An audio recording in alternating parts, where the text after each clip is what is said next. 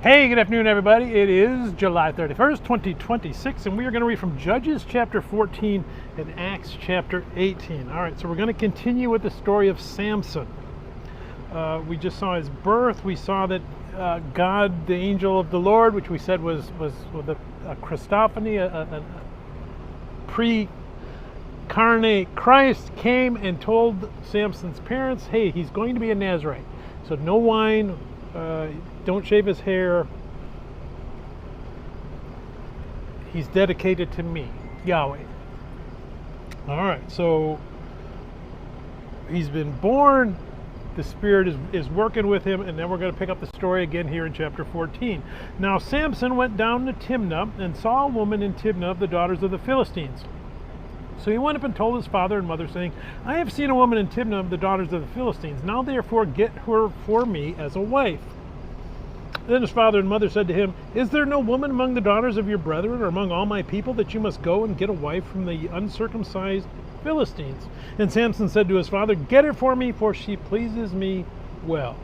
But his father and mother did not know that it was the Lord, that he was seeking an occasion to move against the Philistines, for at that time the Philistines had dominion over Israel. All right, now the Philistines are not Canaanites.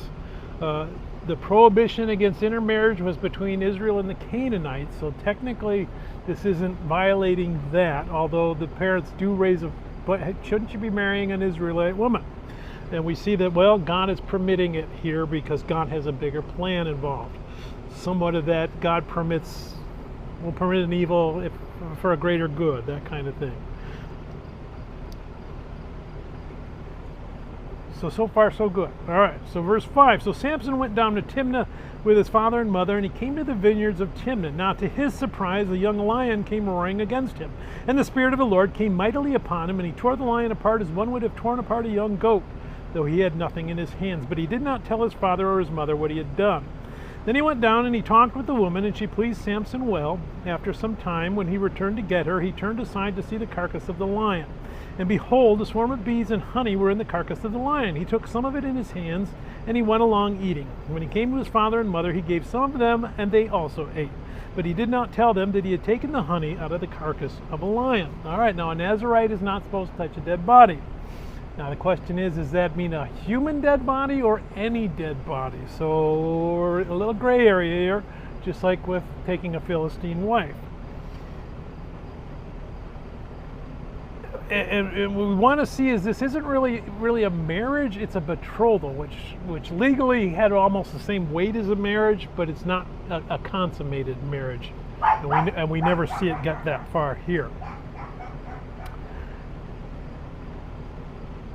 So let's go back to verse 10. So his father went down to the woman, and Samson gave a feast there, for young men used to do so. And it happened when they saw him that they brought 30 companions to be with him.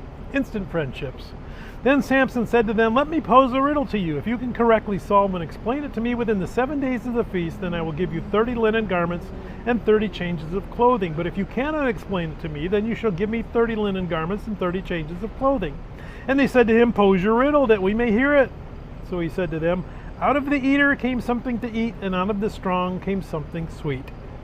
Now for 3 days they could not explain the riddle, but it came to pass on the 7th day that they said to Samson's wife, Entice your husband that he may explain the riddle to us, or else we will burn you and your father's house with fire. Have you invited us in order to take what is ours? Is that not so?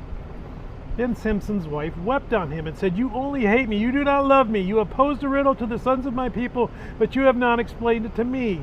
And he said to her, Look, I have not explained it to my father or my mother, so should I explain it to you?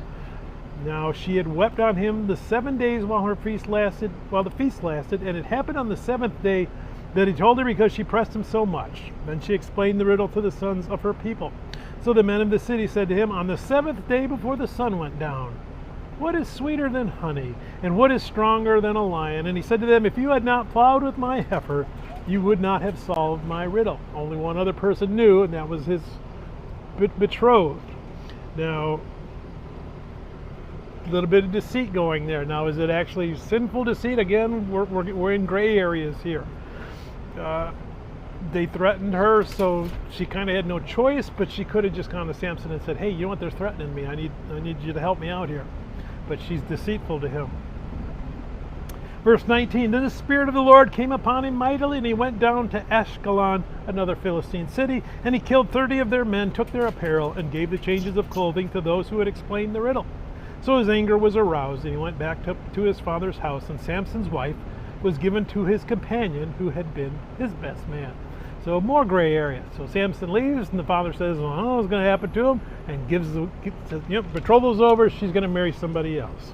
And that's where this section ends, and we're going to pick it up again tomorrow. But now we're going to switch over to Acts. Go to Acts 18.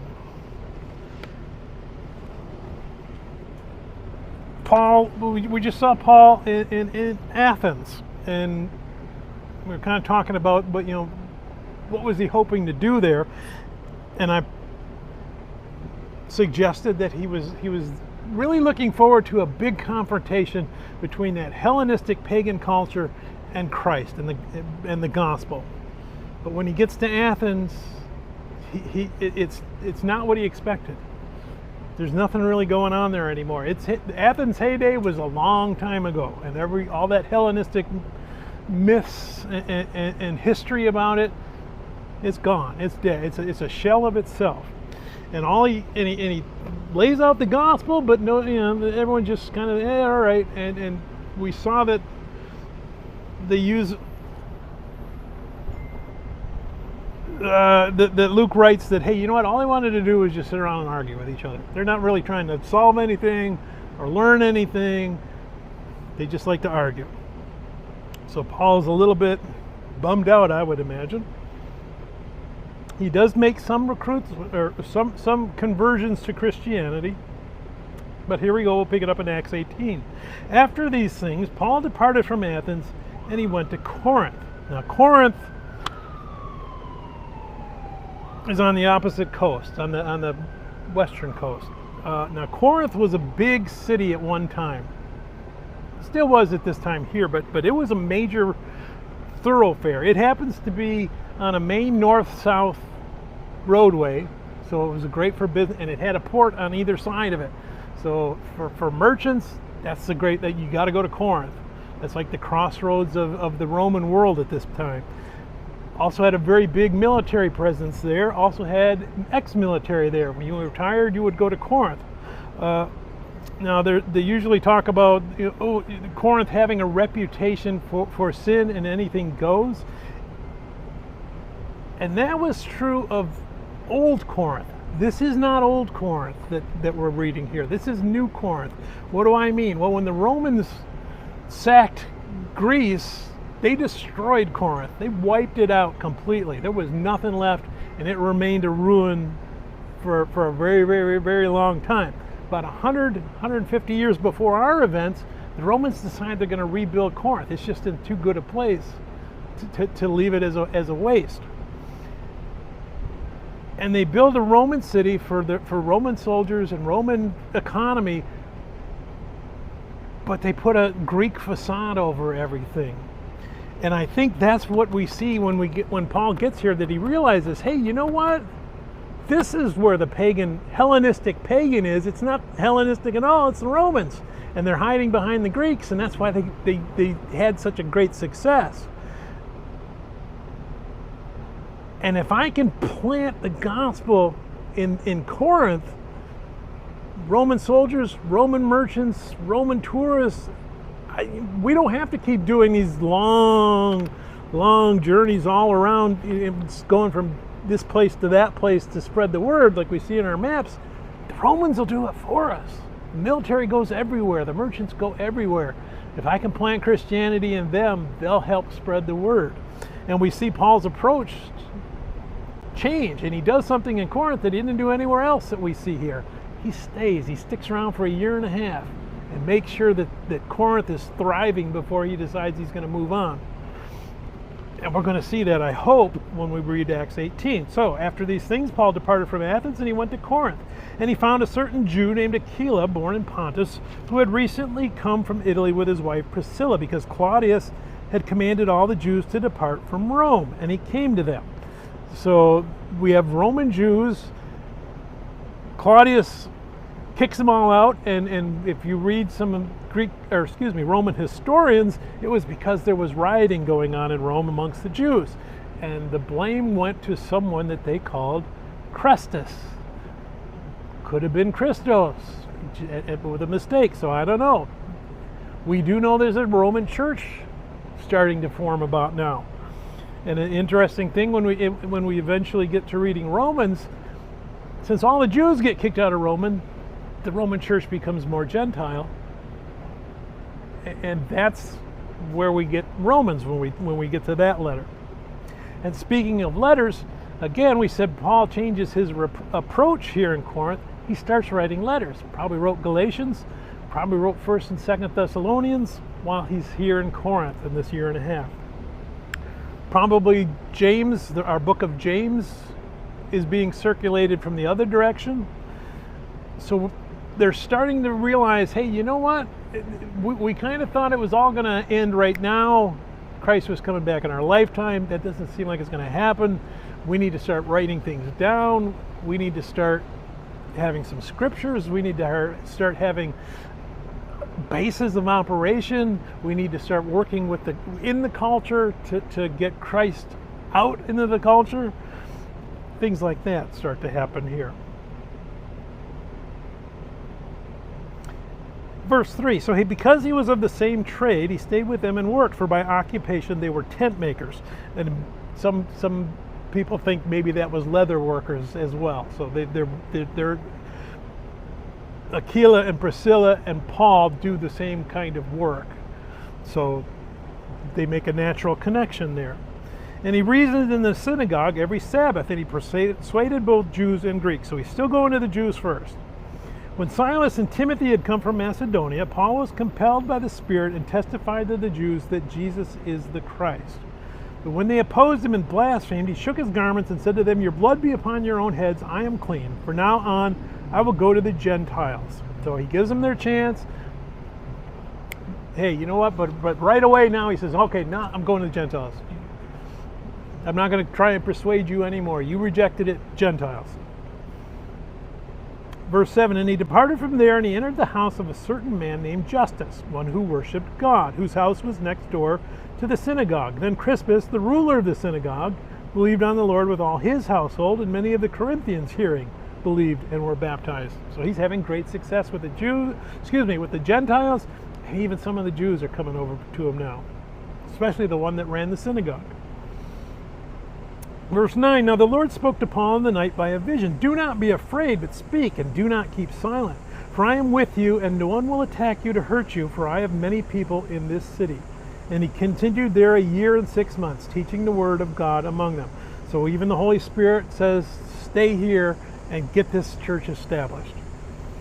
Verse 12, when Gallio was proconsul of Achaia, the Jews with one accord rose up against Paul and brought him to the judgment seat, saying, this fellow persuades men to worship God contrary to the law. And when Paul was about to open his mouth, Gallio said to the Jews, if it were a matter of wrongdoing or wicked crimes, O Jews, there would be reason why I should bear with you.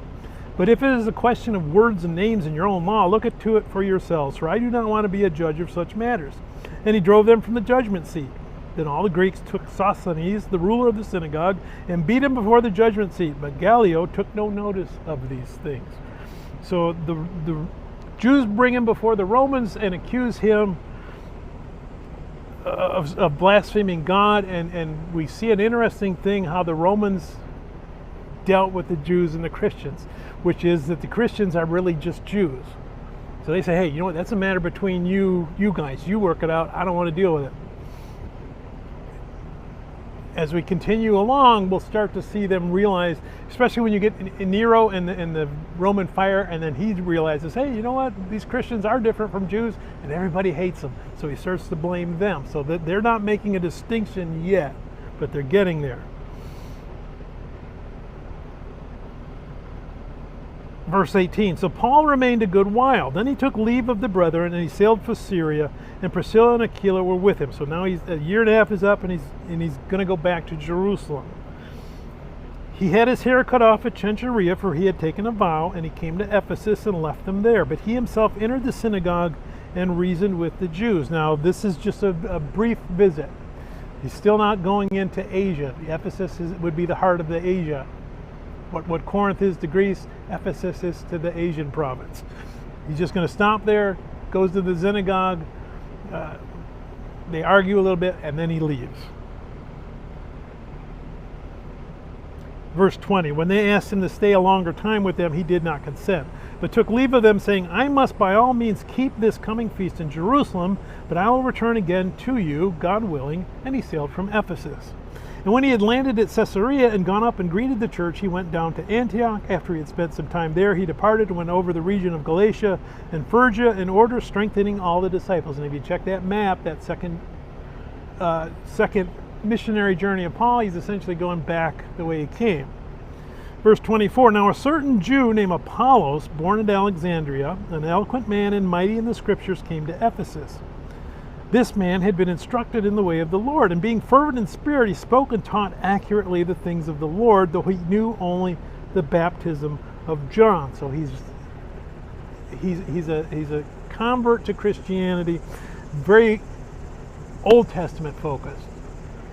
So he probably came through John and became a disciple maybe of John, and then after John's death, he's become a Christian. Fervent in spirit, he spoke and he taught accurately. So he's teaching things accurately, and he's matching up with our scriptures. So he began to speak boldly in the synagogue. When Aquila and Priscilla heard him, who Paul has left in Ephesus, they took him aside and they explained to him the way of God more accurately.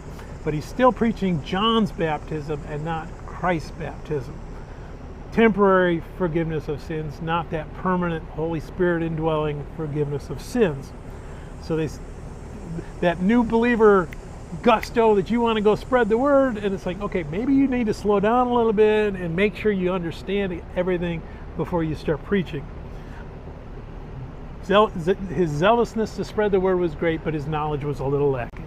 So Priscilla and Aquila fix him, so now everybody's back on the right page. We saw that with Philip, with his journey to evangelize as he went around to, I can't remember where he went. Oh well. But right before he saw the eunuch, and they had to come and correct him because he was doing the same thing that Apollos is doing here, baptizing only the way John did and not the way Christ wanted it done. And we see, and that makes sense because things are in flux. And like we just said about Paul, he's starting to figure out, hey, you know what? We're kind of just all running around doing our own thing. Maybe we ought to start being more intentional in how we're doing this.